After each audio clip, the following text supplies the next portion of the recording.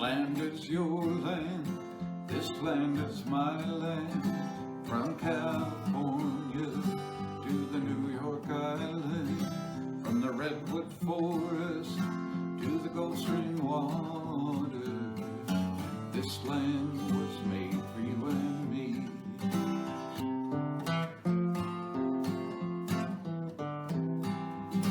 This land is your land, this land is my land. In 1919, at a Chamber of Commerce luncheon, Kewanee Boiler Company President E.E. Baker offered a gift of $50,000 for purchasing and improving parks and playgrounds. As a result, the Kewanee Park District was formed. The first parks planned were the new Northeast Park, the new Liberty Park, the newly acquired Chautauqua Park, and the new Valley Park, later renamed Baker Park. But Kewanee had numerous beautiful parks long before the Park District was formed. So here's a brief overview of many of Kewanee's parks over the years. This land was made for you and me.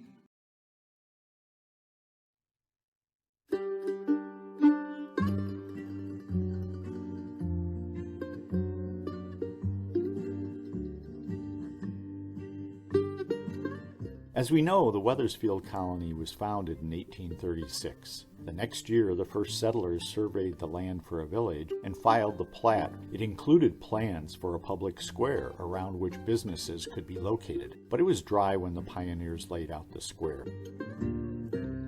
They soon found, however, that during the better part of the year, the square filled with ponds of water. Geese enjoyed the ponds so much that the area was often referred to as Goose Island. Later, when businesses began to develop in the village, they were built on the drier ground along McClure Street to the west of Tenney Street. The commons became badly scarred by ruts from the wheels of the wagons parked in and around the wetlands. There were no trees, simply a flat, often wet, square of land. Farmers grazed their livestock on the commons. But in 1901, that changed when Wethersfield outgrew its schools and the Board of Education began discussing its options. In 1902, the board accepted a proposal for it to acquire the commons and build a new school there. The Bliss School opened in 1903 with Frank H. Craig as the superintendent. Craig wanted it to be so much more than a school. The school was placed in the middle of the 10 acres, and Craig oversaw beautifying the grounds. Originally, 286 trees were planted, and numerous flower beds were added. It soon attracted birds, bees, and people. There was a playground, a baseball diamond, several football fields, croquet grounds, and a tennis court. While students were the primary beneficiaries, the community learned to enjoy it too. Proudly, Craig wrote to the state school superintendent touting the beauty and virtues of the changed commons, and the community was equally proud of this new use of the public square. The commons in the village of Wethersfield had finally become what the original pioneer settlers had envisioned.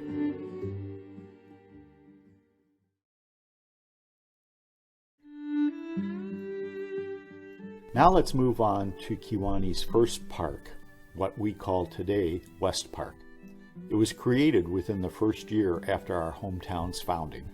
Before the founding of Kewanee, James Elliott owned the southwest quarter of Section 33 in what became Kewanee Township, bordered by today's Beach, Main, and Division Streets and Central Boulevard. The land was in the southeastern edge of Big Barren Grove, the majestic woods 6 miles wide and running from the northwestern tip of Wethersfield Township to the northeast for 15 miles. After the village was founded in 1854, a gently rolling, wooded 5-acre plot on Elliott's land began being used as a park. In the spring of 1856, J.H. Howe, R.A. Tenney, and 2 other men reached agreement with Elliott to acquire and develop about 60 acres of his quarter section. They included plans for a formal park in the plat they filed with the county. The men then began selling lots around the park and featuring the park in their advertisements. The village eventually acquired the park, and it became an integral part of life in Kewanee, where friends, families, church and civic organizations, and small and large groups all met for various outdoor activities. For instance, in September 1856, the park saw its largest crowd up to that time when the newly formed Republican Party of Henry County and adjacent counties held their convention in Kewanee. An estimated 8,000 to 10,000 people attended, and the park was used for orations and other activities. In another example, in 1857, the park was used for the annual celebration of the 4th of July. And after the Civil War commenced and Kewanee formed 2 companies of Civil War soldiers, the park served as a gathering place to honor those going off to war. John H. Howe, later Kewanee's only Civil War general, built his family's house just a block from the park he helped develop. But by 1870, the park had fallen into some disrepair. The newspaper reported that, for years, the park has been allowed to run to common. Fence was broken down and carried off piecemeal, and an Eastern man had actually set up a claim to the property. But the paper then rejoiced that the new village trustees were taking steps to clear up the title, put up a new fence, clearing out the overgrown brush and trimming trees. And the paper reported it now presents a very different appearance from what it did formerly. Later in the decade, in response to calls for more improvements, the trustees acted. In 1876, the city put in a bandstand and seating. In 1877, the city called out old and dying trees and planted new trees, but it left some open spaces as well. But by 1910, once again, shrubs were overgrowing the park, the bandstand was becoming dilapidated, and so plans were made to upgrade the park. Diagonal walkways and a fountain where they met were planned. They trimmed trees, they removed overgrown shrubs and added ornamental planting. Soon a lagoon with a walking bridge was planned. Although work had begun on the excavation needed for the lagoon, dissension arose among the trustees and the lagoon idea was dropped. By 1911, Kewanee's first park regained its beauty and desirability as a place to gather. At the time, it was only known as either the Park or the Grove, not the West Park as we know it today. And that's because there was no need to identify the only park in town until the next park, East Park, came into being.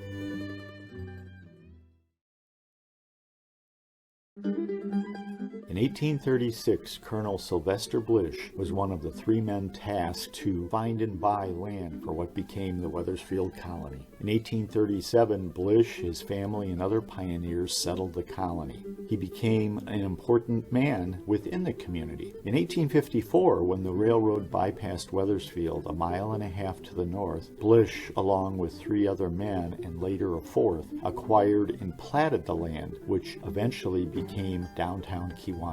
Blish held many positions of trust in both Wethersfield and the fledgling Kewanee, including serving as the first postmaster in each village. Unfortunately, before he could reap the fruit of his involvement in the founding of Kewanee, Blish died in 1855. The Blish family owned significant property in what became Wethersfield and Kewanee townships, including the northeast quarter of Section 33 in Kewanee Township. Some of that land became part of the village of Kewanee's original downtown.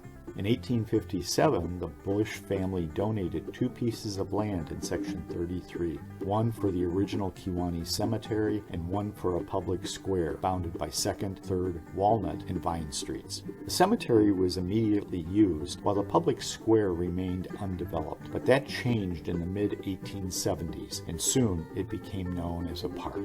The land was plowed and graded, then harrowed, rolled, and seeded with grass. The village planted a large number of trees throughout the park, along with a row of box elder trees along the park's entire perimeter. Walks covered with gravel were built. Lawn seating was scattered throughout the park. The old flagpole, which previously stood for years at 3rd and Tremont, was moved to East Park.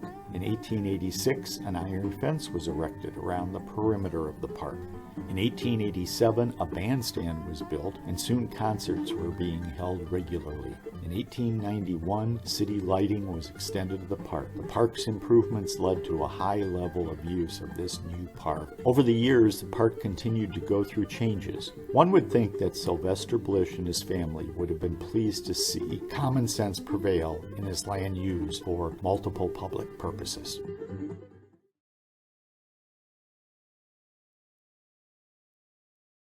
Come along with me. Where to? Down to the old swimming hole. I When I think about a body of water in Wethersfield, I naturally think of Wynmont Park. But before Wynmont Park opened in 1906, there was another body of water in Wethersfield enjoyed by kids and adults alike.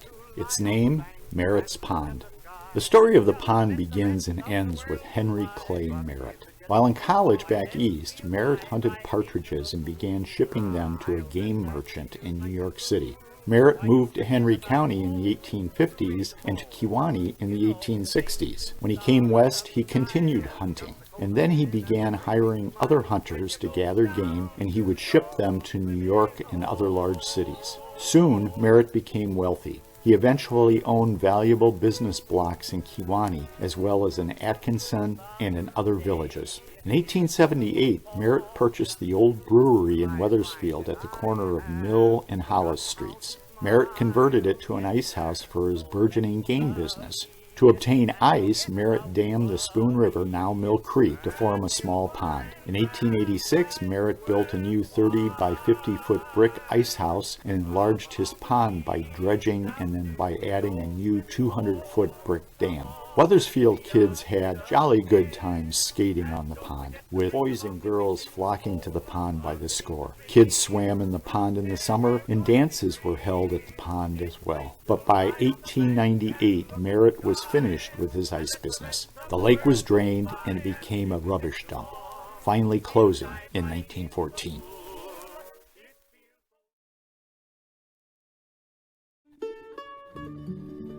In September 1885, interested citizens met to perfect plans for an agricultural fair in Kewanee. In November, the newly formed Kewanee Fair Association purchased 28.5 acres of land and began work on a fairground. It was located to the east of the center of the growing village, just to the west of today's Kewanee High School campus. On Monday, September 27, 1886, the first Kewanee Fair opened. In time, it became the largest Illinois fair outside of Springfield, and the fair continued until the mid-1920s. Here we can see fairgoers watching races. And here are many Kewaneans and others enjoying activities in the Midway. In addition to the agricultural and related exhibits, racing was always an important component of the fair, and the fairground was used for racing at other times as well. Horse racing dominated the fair in its early years. In the 1890s, the bicycling craze hit Kewanee, and the fairground track hosted many a wheel race. Later, those newfangled horseless carriages found their way onto the fairground track. The first auto race likely was in 1914, culminating with the famous 1925 race. But the fairground offered so much more in the way of functional business, entertainment opportunities, civic events, and other sporting activities. In 1896, eventual three-time presidential candidate William Jennings Bryan stopped in Kewanee and spoke at the fairground during his first campaign against eventual winner William McKinley. The fairground was used year-round, not just during the fair, for livestock shows, sales, and auctions. It hosted important events and civic gatherings. For instance, the fairground hosted chautauquas, at which many spoke on a range of topics and otherwise entertained the thousands who could be accommodated. High school football was played at the fairground, both before and after it was played at Leggett Field. The fabled Kewanee Tornadoes played regularly at the fairground as well. Many other amateur teams of all ages played games there over the decades. The national pastime was played there.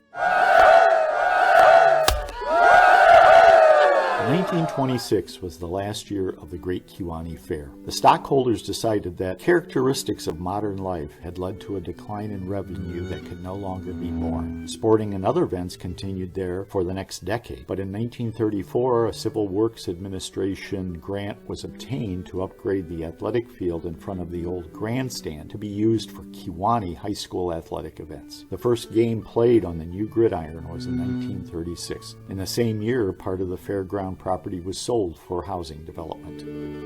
By 1938, the present-day Kewanee High School Stadium was built on the old fairground site.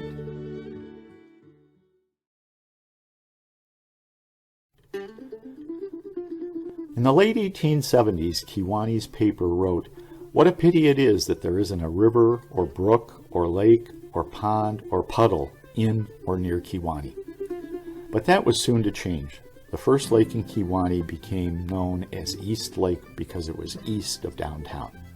It all came about because in 1879, the Chicago, Burlington, and Quincy Railroad needed a permanent source of water for its Kewanee depot. The CB&Q decided on building a dam across the west branch of the Spoon River to create a 40-acre reservoir with a depth of about 8 to 10 feet. It was east of the village and ran along what became Lake Street and by Fred C's Brewery, located where Bell Alexander School stands today.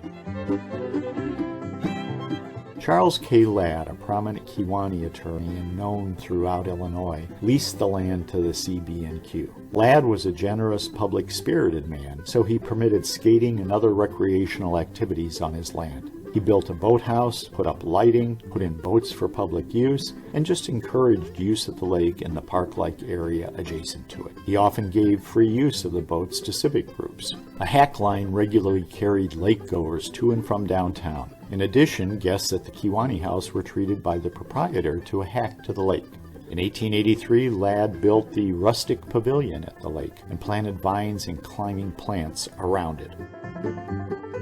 Here's my guess as to the approximate location of East Lake Park and its lake, superimposed over a Google Earth Pro map. Only Lake Street and Floral Avenue existed at the time the park was created in 1879. Over the years, Lake Park became the place to go for boating, fishing, picnics, strolling, even fireworks offered by Mr. Ladd. And even after the dam broke in the late 1890s and the lake was permanently drained, the park's popularity continued, at least for a while. And we'll see soon how it was reborn only a few years later.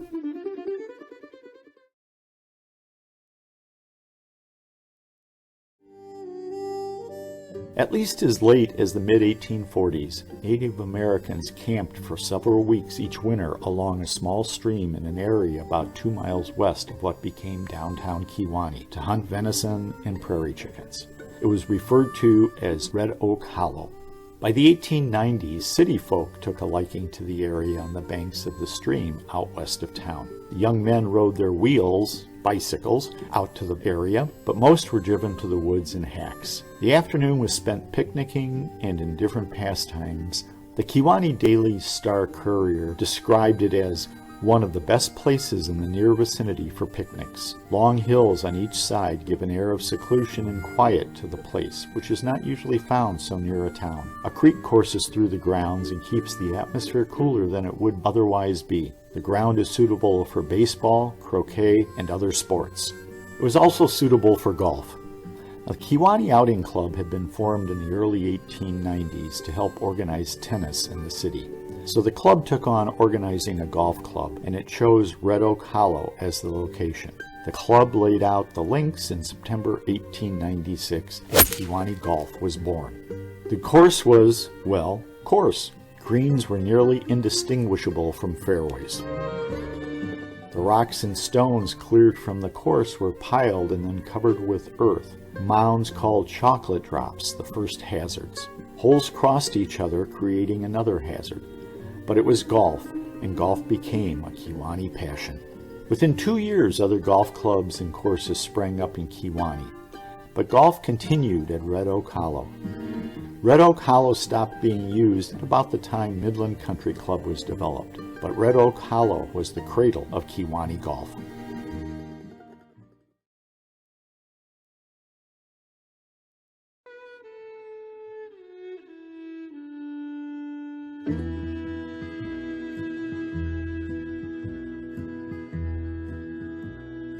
Crystal Lake Park opened in the summer of 1900, becoming Kewanee's first amusement park.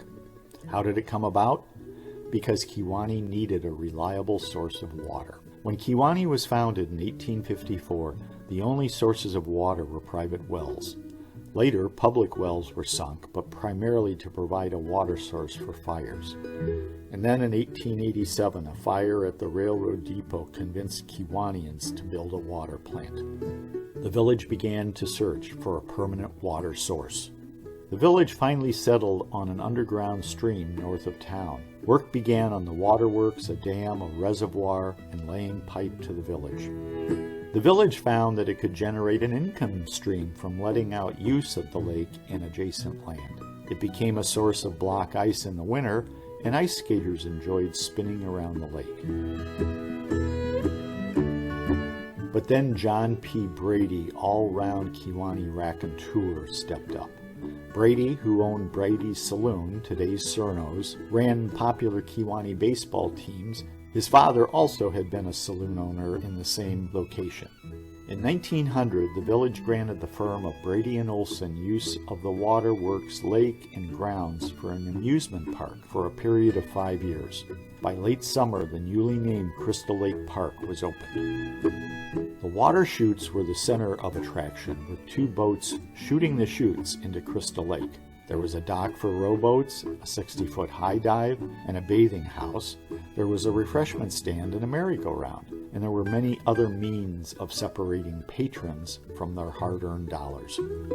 Bands played on the nearby pavilion, picnics were regularly held on the grounds, and soon a ball field was laid out to the west of the power plant. In the winter, the chutes could be converted for toboggan use, and there was ice skating on the lake. The park was a success. But then things began changing in 1903. Streetcars were introduced to Kewanee. The streetcar company laid its tracks to East Lake Park, put in a new pavilion and other attractions, and built a ball field. The new park drew large crowds, and the Crystal Lake Amusement Park closed in due course, and even the ball field fence was moved to the new park, which was then renamed Terminal Park.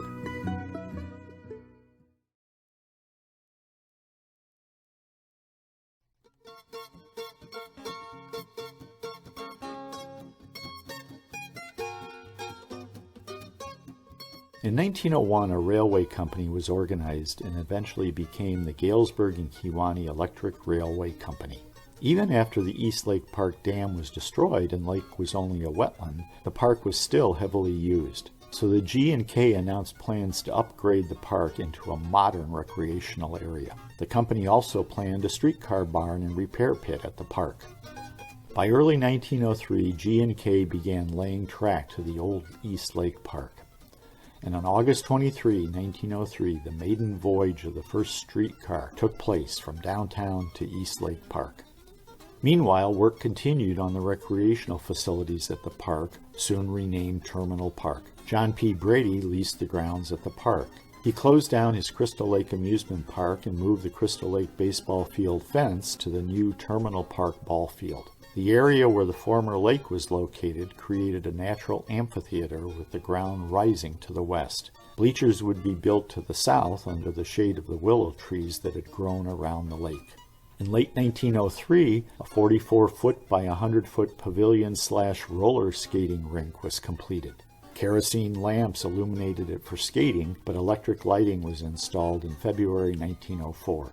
Brady purchased 125 pairs of wood-wheeled roller skates for use on the hardwood floors. On one end of the building, he built a stage for a variety of programs and events with seating for 800 people. Brady planned for a high wooden fence around the park for events requiring an admission fee. Baseball was especially popular, and the games played at Terminal Park generated significant traffic and revenue for both the streetcar company and Brady. It was so popular that the grandstand was replaced in 1906 by a new 90-foot-long grandstand erected behind home plate. Other seating was moved closer to the field and more bleachers were added. As a result, Kewanee was able to secure a minor league franchise in the Iowa League. The first league game for the Kewanee Boilermakers was played in the spring of 1908, but many amateur baseball teams played at the new diamond, and football was played there too. But in 1904, the G&K decided to build a car barn in Wethersfield, and it decided to build a new recreational park where it would also house the car barn. By 1906, Winmont Park was born. The streetcar company then moved the Terminal Park Pavilion to Winmont Park. But even without a pavilion, Terminal Park thrived.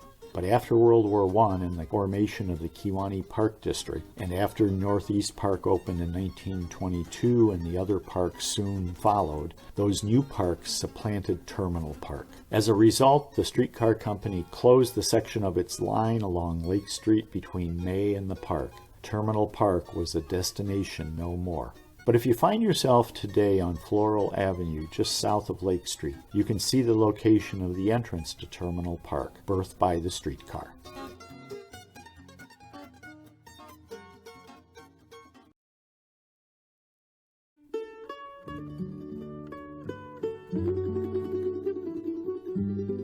The Blish family had owned significant land in the Wethersfield colony and bleeding up into what became Kewanee Township. What I've marked as Blish Woods was a remnant of the southwestern tip of Big Barren Grove, the hardwood forest stretching for miles to the northeast. At least as early as the 1870s, the grove of trees was used as a picnic area, as evidenced by a story in the Kewanee Independent from 1873. Reporting on an otherwise spiritless 4th of July. In 1905, the Businessmen's Association of Kewanee announced a scheme for boosting Kewanee. It proposed purchasing 118 acres on the west end of Kewanee and Wethersfield, reserving a strip along the length of railroad tracks for businesses, platted otherwise for city lots, except for 9 acres reserved for a Chautauqua grounds in a beautiful grove of trees. Chautauqua Park was born. By 1907, the new park was being used for group outings with the convenience of the nearby Kewanee and Galva interurban railway stop at Pine Street. The Kewanee Daily Courier reported on the beauty of the park. It was our pleasure to look at some very beautiful scenery. The signs of approaching autumn were everywhere to be seen. The beautiful golden leaves were falling and the scent of the early fall flowers was floating on the soft breeze. Our attention was especially called to the many large and wide-sweeping walnut trees and to the bountiful crop of walnuts as they covered the ground where they had fallen from the stately trees. It was a sight not to be forgotten soon. When the Kewanee Park District was organized in 1919, the Park District took over responsibility for Chautauqua Park. By 1921, it had annexed the old park and almost tripled it in size. In 1922, the new Chautauqua Park was dedicated. On the dedication day, streetcars ran from downtown to Pine Street every 12 minutes from 2 p.m. until the end of the celebration. Chautauqua Park was reborn. In the 1920s, car camping became popular and camping sites called tourist camps were set up in Chautauqua Park. Oddly, I could find no evidence of Chautauqua public meetings held there. They must have been, but they must have been called something else. Nevertheless, Chautauqua Park was and is a beautiful park.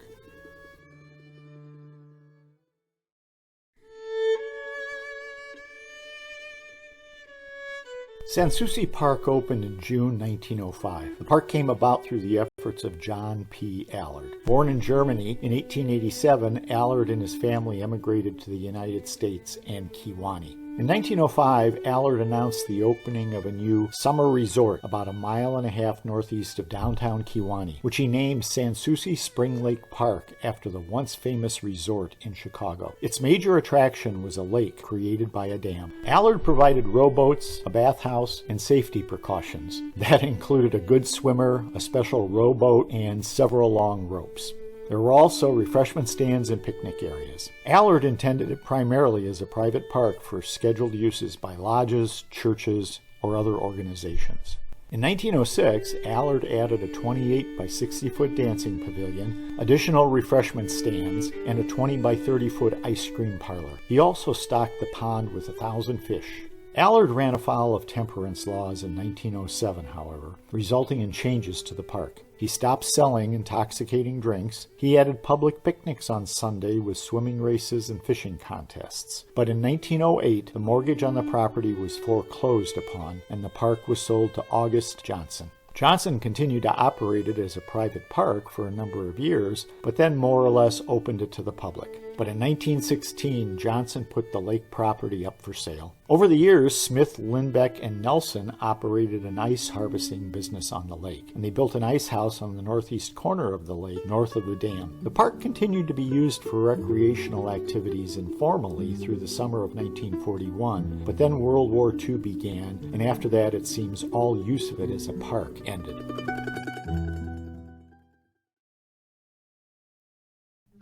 Glen Oak Park is not often remembered, but many Kewaneans, including its many immigrants, enjoyed the resort-like atmosphere created. It came about because of Frank Simpson. In the early 1870s, Simpson moved to Kewanee. He eventually farmed northeast of the city while continuing to acquire property. He was a civic-minded man. Frank platted much of his land for development to meet the city's housing needs. In September 1905, Frank announced plans for a summer resort northeast of the city. The park, Glen Oak Park, opened in 1906. There were boats and swimming in the summer, ice skating in the winter. Plans were being made for a pavilion for dancing. High diving became popular, both watching as well as participating. Baseball was played on a flat field within the park, and he stocked the lake with fish. Civic and other groups planned picnics and other outings at Glen Oak Park. But in 1913, Simpson sold the popular resort to Frank Stone. They made plans to add rides and electric lighting. But in mid-November 1915, the dance pavilion burned to the ground and Glen Oak Park was closed. In July 1916, Stone sold the southwest part of what was formerly Glen Oak Park to the Russian Orthodox Church organization for use as a cemetery. Apparently, the park continued to be used, as evidenced by this 1930s photo of the Walworth Steel Finishing Department picnic. But soon all use tapered off and the park was no more.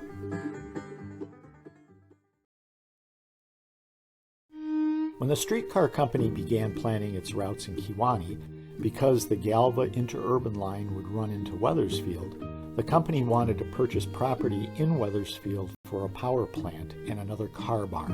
In 1903, the G&K bought land at Tenney and Mill Streets for its powerhouse and car barn. At that time, however, there were no plans for a recreational park. Then the railway company decided to locate its Wethersfield power plant and car barn at the end of McClure Street, west of West Street. And soon, the concept behind Winmont Park was born. In January 1906, the newspaper announced that Winmont Park, no D, was ready for public use by ice skaters. The next day, the paper corrected the name to Windmont Park with a D. By May, watercraft began playing on the lake. By June, the pavilion at Terminal Park had been cut in half and moved to Winmont Park, where a veranda was added with a roof above it. A fence was being built around the new park, and entertainment offerings were scheduled to begin soon. In late July, the Winmont Park archway was completed. Soon, the Lagoons Bridge was in place. Winmont Park became the most beautiful and most popular park in Kewanee and the surrounding area for a wide range of activities. But by the middle of the next decade, Winmont Park began to feel competition for Kewaneans' recreational dollars. It was the beginning of a long decline for the park. The founding of the Kewanee Park District after the war sped the decline. Winmont Park's pavilion continued to be used for band concerts, dances, and other events, but other uses of the park slowed. The power plant had discontinued providing power for the streetcars around 1923, and the other buildings on the land were abandoned and were becoming dilapidated. Then, on September 20th, 1930, the pavilion burned to the ground, likely due to arson. The former lagoon soon shrank to a small pond, maybe 5 feet deep, covering merely a small patch of its former 11-acre tract. It was used primarily by the neighbors' cattle. The old bridge was rusted and creaked and swayed with the slightest weight. The balance of the park was overgrown with weeds and trees. But as the Kewanee Park District grew, those in Wethersfield began clamoring for a park on the south side of the city. In 1937, the trust set up by E.E. Baker offered to purchase Winmont Park and donate to the Park District, and to also donate $25,000 over 5 years to redevelop the park. In late August, voters approved the proposal. Park District applied for a Work Progress Administration grant, and it was ultimately awarded $23,000. Plans were quickly prepared. The district planned to tear down the old buildings. A ball diamond was planned, while tennis courts would be placed in the southeast corner. In 1940, the new Winmont Park was dedicated. The Winmont Park we know today was reborn.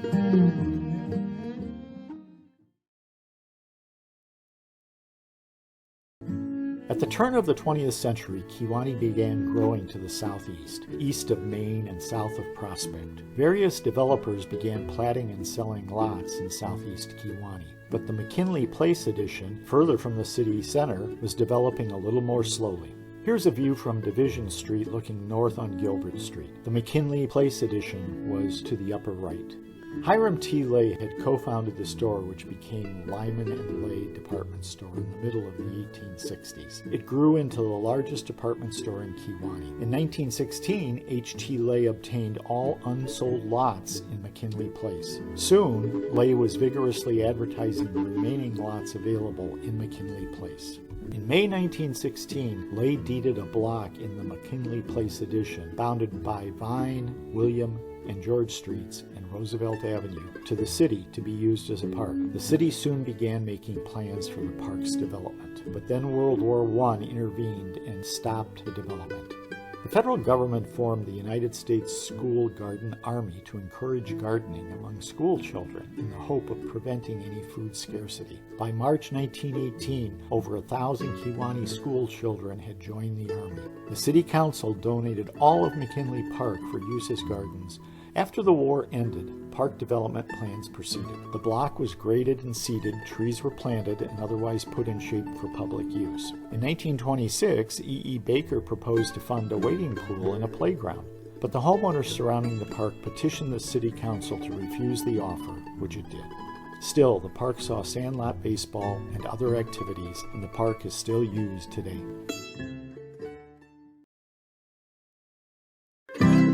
In 1916, city, business, and civic leaders and the Kewanee schools cooperated to build and maintain an athletic field and playground. The school board bought the 3-acre Leggett property immediately north of the old Kewanee Cemetery. The community raised funds to build a football field and track, a playground area which could also be used as a skating pond, a wading pool, tennis courts, and a fence around it. E.E. Baker agreed to provide a clubhouse and bathhouse between the athletic field to the east and the playground to the west. Then the Kewanee Works of the National Tube Company, Walworth's predecessor, contributed funds for a 40 by 100-foot outdoor concrete swimming pool. Because of the slope of the land, the park was tiered. The athletic fields to the east were the highest, the pools to the west were a tier lower, and then the playground and tennis courts would be another level down farthest to the west. By 1917, it was in full use. The recreation facility proved popular. Hundreds of children flocked to the playground and the pools every day and evening.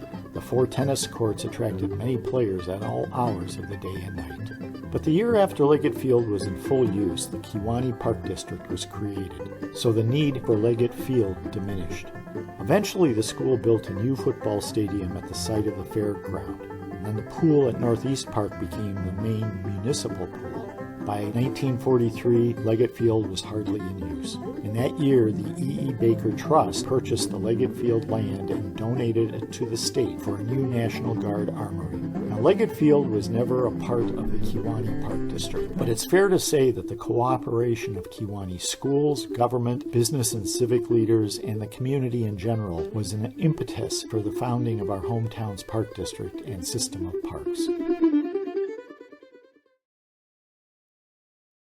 The history of the land where the first park of the newly created Kewanee Park District was located would not suggest a park would be built there. The land was flat, there were no trees, there were no undulating hills. It didn't seem like a park-like location. You can see from these maps that the land where Northeast Park developed eventually was far outside the city, but over time the city grew to the north and eventually enveloped the land where Northeast Park was developed. So too did business and manufacturing move to the north.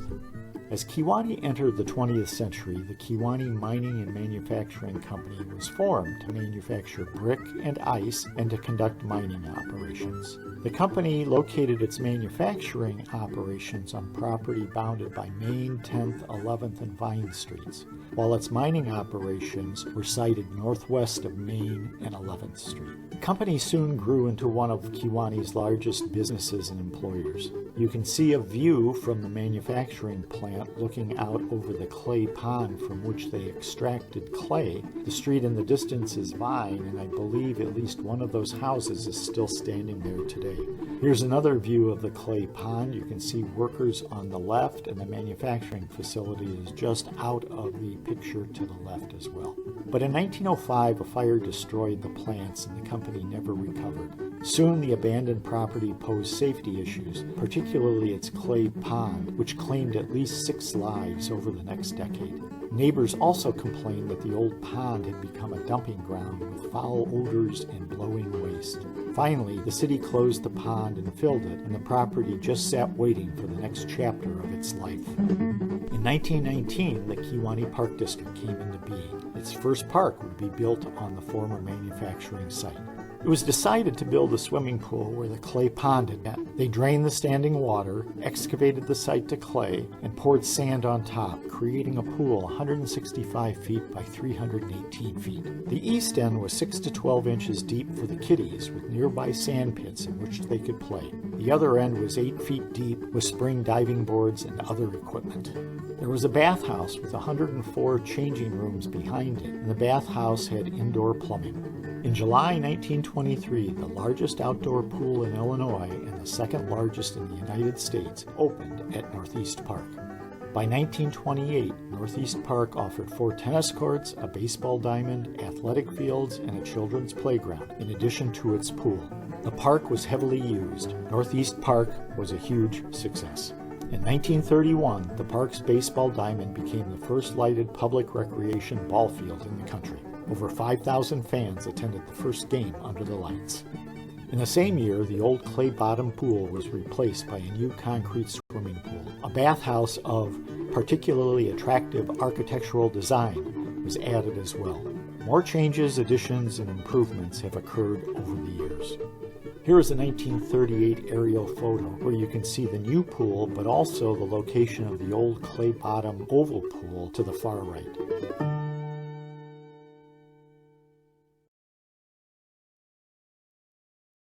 In 1920, a half-acre, triangular piece of land near the tracks and across from the Kewanee Boiler Company was being flooded and used for ice skating. The newly formed Kewanee Park District chose it as a park location. Liberty Park opened in time for the 4th of July in 1923. It had a comfort station, wading pool, sand pits, and playground equipment, including chutes, swings, teeter-totters, and other apparatus. On July 24, Genevieve Sparling, the park's summer supervisor, reported that 305 youngsters had used the park on that day alone. But as the city grew in size and use of automobiles grew as well, the Park District worried for the safety of the children. Traffic on Rose and Franklin streets increased, and the railroad tracks always presented a hazard. In 1950, Park District explored its options. In 1951, the city, which owned West Park, and the Park District reached an agreement for the Liberty Park playground to be moved to the north part of West Park, which had been used only sporadically. The Park District was responsible for operating and maintaining the playground, park, and equipment. A new wading pool, bathhouse, and dressing rooms, and a filter house were constructed, and the playground equipment was moved from the old location. The new Liberty Park opened in 1952. That arrangement continues today with Liberty Park located on the north end of West Park, Kewanee's first park.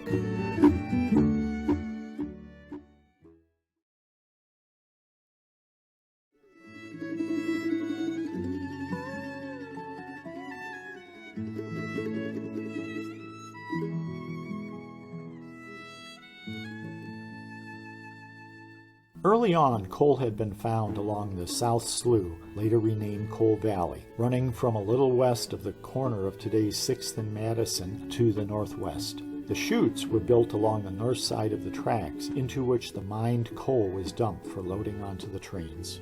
Dean Bates, whose family began mining coal in the 1850s in the South Slough, told about the location of the mines and a mine entrance. Mining ended along Coal Valley by the end of the 1860s as more productive mines were found to the north and east of Kewanee. In the first decade of the 20th century, new mining techniques led to a number of miners to reopen some of the mines along Coal Valley, but the mining did not last long, and soon the character of the land reverted to what it had once been. At some point in time, Kewaneeans had discovered the beauty of Coal Valley, and it had become a popular picnicking area very close to the burgeoning manufacturing city. From the southeast end of the valley to the northwest, the undulating terrain at times dropped some 80 feet. Located at the edge of Big Bear and Grove, the higher ground was wooded while the lower levels were marshy and wet, a beautiful setting for a Sunday afternoon picnic. After Northeast and Liberty Parks were developed and Chautauqua Park was acquired, the Park District began planning for the fourth park, Valley Park, which would be carved out of Coal Valley.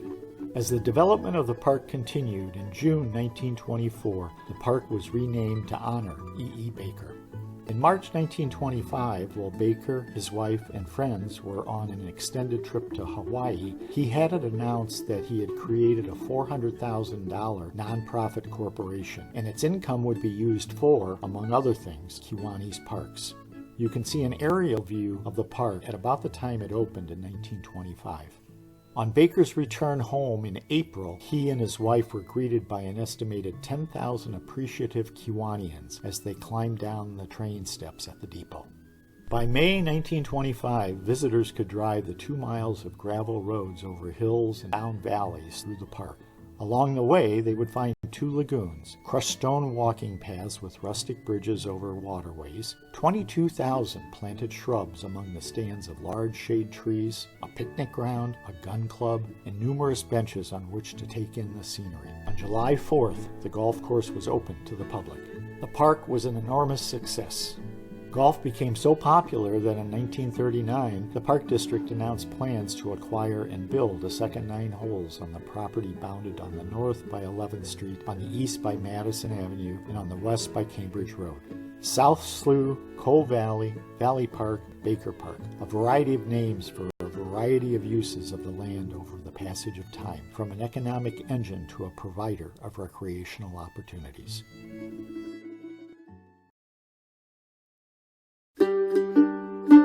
We all know about Fred Francis, a genius of a man thought to be by some an eccentric. Francis was born in 1856 in a log cabin not far from his later built Woodland Palace near the Bureau County line. His old country school teacher saw his interest in learning and told Francis of a new university where he could follow his dreams. The teacher gave Fred a catalog from the new Illinois Industrial University in Champaign, later to become the University of Illinois.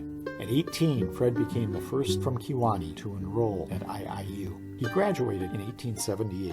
After leaving the university, Fred made his way to Elgin and began working for the Elgin Watch Company, where his success earned accolades. After 11 years, Fred had earned enough money to retire.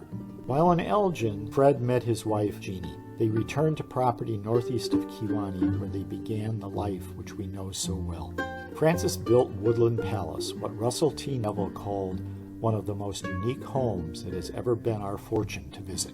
Neville may have been most impressed by Francis as a deep student and thinker. He holds original ideas along many lines, and his speech is thought-provoking. You may not agree with some of his theories, but you'll admit that they are the result of much deep thought and study.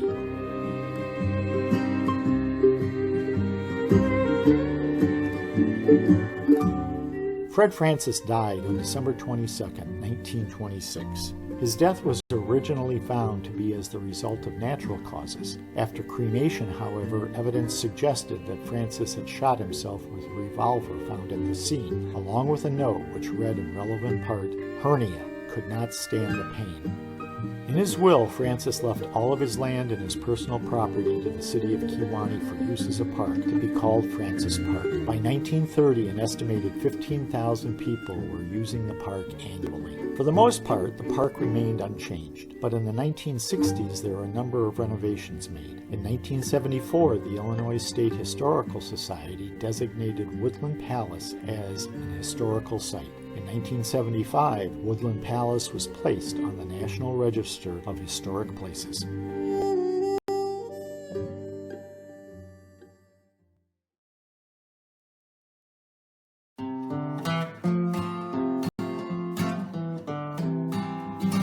This land is your land, this land is my land.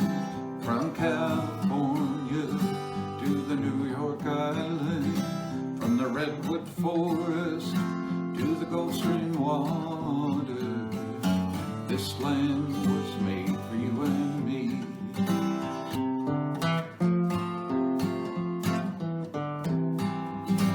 This land is your land, this land is my land. From California to the New York Island, from the redwood forest to the Gulf Stream water,